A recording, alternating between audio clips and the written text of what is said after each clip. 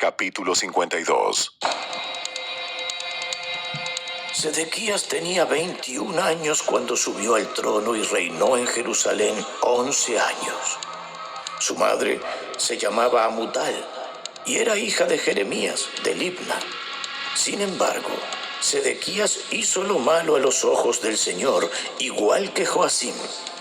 Estas cosas sucedieron debido al enojo que el Señor tenía contra la gente de Jerusalén y de Judá, hasta que finalmente los expulsó de su presencia y los envió al destierro.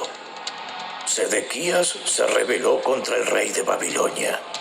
Así que el 15 de enero, durante el 9º año del reinado de Sedequías, Nabucodonosor, rey de Babilonia, dirigió a todo su ejército contra Jerusalén.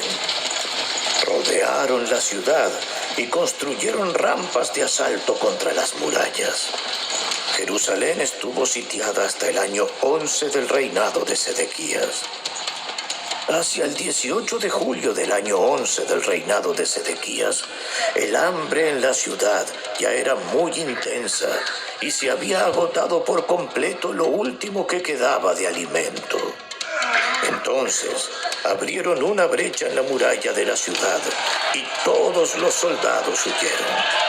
Como la ciudad estaba rodeada por los babilonios, esperaron hasta la caída del sol y entonces se deslizaron por la puerta que está entre las dos murallas detrás del jardín real y se dirigieron al valle del Jordán. Sin embargo, las tropas babilónicas persiguieron al rey Sedequías y lo alcanzaron en las llanuras de Jericó, porque todos sus hombres lo habían abandonado y se habían dispersado. Capturaron al rey y lo llevaron ante el rey de Babilonia, que se encontraba en Ribla, en la tierra de Amat. Allí el rey de Babilonia dictó sentencia contra Sedequías. El rey de Babilonia hizo que Sedequías observara mientras masacraba a sus hijos. También masacró a todos los funcionarios de Judá en Ribla. Luego le sacó los ojos y lo ató con cadenas de bronce. Y el rey de Babilonia lo llevó a Babilonia.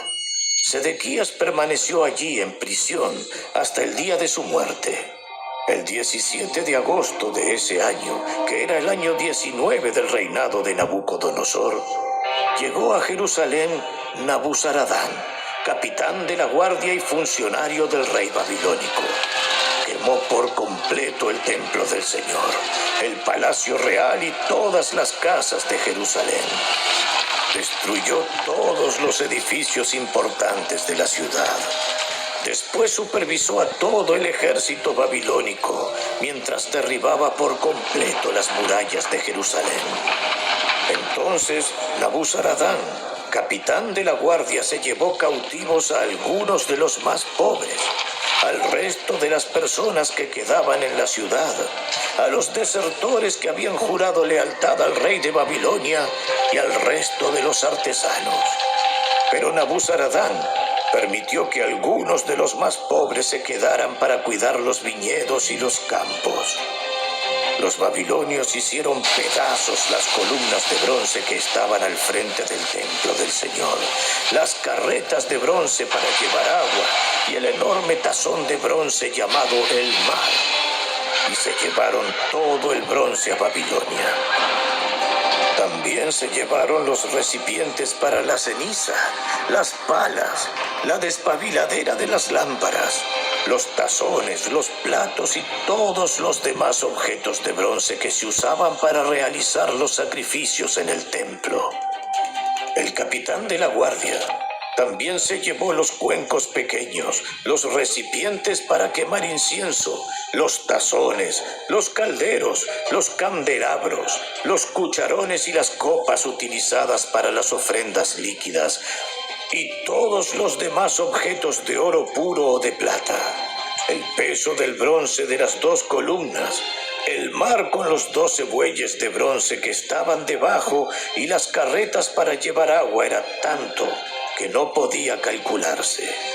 Estos objetos se habían hecho para el templo del Señor en tiempos del rey Salomón. Cada columna Tenía 8 metros con 30 centímetros de alto y 5 metros y medio de circunferencia. Eran huecas, con un grosor de 8 centímetros.